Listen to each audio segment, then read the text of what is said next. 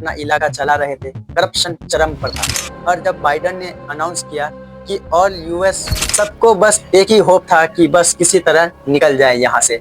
America बुराक्स mandatory ने music ban कर दिया। कहानी शुरू होती है 1994 में, जब अफगानिस्तान सोवियत वॉर के बाद टूट चुका था। वर्ल्ड वॉर्स अपना अपना इलाका चला रहे थे, करप्शन चरम पर था। तब एक नया ग्रुप बना, तालिबान। तालिबान का मतलब होता है स्टूडेंट्स। ये लोग द दियोबंदी इस्लामिक स्कूल्स के तालिबे इल्म, मोस्टली कांधार के। उनका एम सिंपल था, इस्लामिक लॉ रिस्टोर करना और करप्शन खत्म करना। लेकिन जैसे जैसे उनका पावर बढ़ता गया, उन्होंने अपनी सोच पर और ज़्यादा एक्सट्रीम कर ली।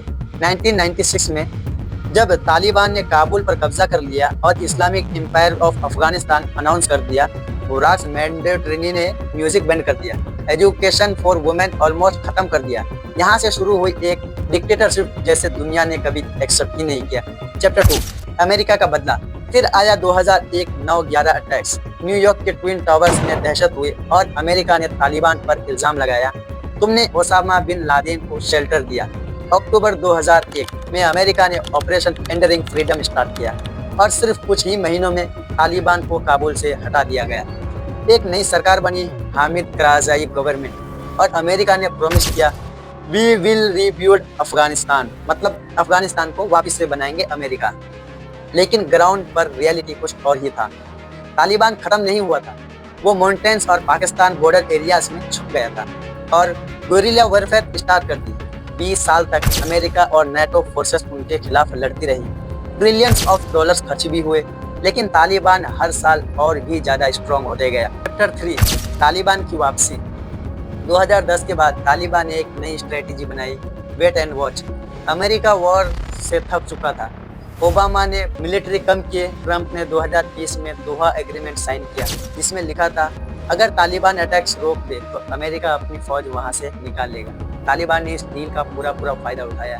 जैसे जैसे अमेरिकन वहां से अपने फौज निकालते गए, तालिबान ने एक एक करके हर जगह पे अपना कब्जा करना स्टार्ट कर दिया। और जब बाइडन ने अनाउंस किया कि ऑल यूएस फौज लीव विल बाय 31 अगस्त 2021, तालिबान ने लाइटिंग के स्पीड से हर सिटी पर कब्जा करना शुरू कर दिया।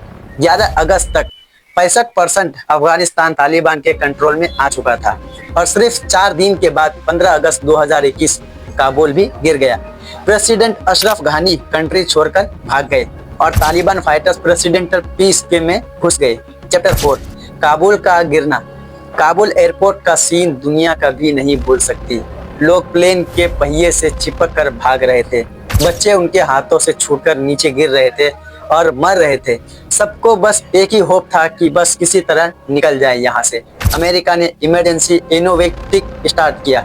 1 लाख से ज़्यादा लोगों को निकाला गया, लेकिन कई अफगानिस्तान पीछे छूट गए।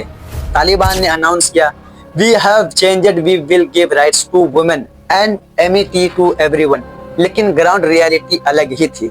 रिपोर्टर्स, एक्टिविटीज और वुमेन प्रोटेस्ट को जेल में डाल दिया गया। एजुकेशन रेस्ट्रेन वापस आ गई और दुनिया समझ गई ये तालिबान 1996 वाला ही है, बस सोशल मीडिया वर्जन कुछ और ही था। चैप्टर 5, आज का अफगानिस्तान। आज अफगानिस्तान एक ऐसे मोड़ पर खड़ा है जहां ना डेमोक्रेसी है, ना प्रॉपर इकोनॉमी। मिलियंस लोग जॉबलेस हैं, फॉरेन बाइट बंद है और वुमेन जिन्होंने 20 साल तक स्कूल्स, यूनिवर्सिटीज और ऑफिसेस में काम किया, उन्हें घर में बंद कर दिया गया। तालिबान अपने इस्लामिक इमिरेट को लेजिटिमेट गवर्नमेंट कह रहा है, लेकिन दुनिया के ज्यादातर देश अभी तक उन्हें ऑफिशियली रिकॉग्नाइज नहीं करते हैं। हिस्ट्री ने अफगानिस्तान को एक बार फिर से दर्द दिया और ये सब एक साइकिल जैसा लगता है। वर्ल्ड वॉर्स, तालिबान, अमेरिका, फिर तालिबान। क्या अभी भी अफगानिस्तान को पीस मिलेगा या ये देश हमेशा एक बैटल बना रहेगा? ये सवाल आज भी दुनिया के सारे एक्सपर्ट्स के पास है, लेकिन जवाब किसी के पास नहीं। शायद सिर्फ वक्त ही इनको जवाब दे सकता है। तो ये थी कहानी देश की जिसे दुनिया ने छोड़ दिया और एक कदम की तरफ की उम्मीद ढूंढ ही रही है अभी तक।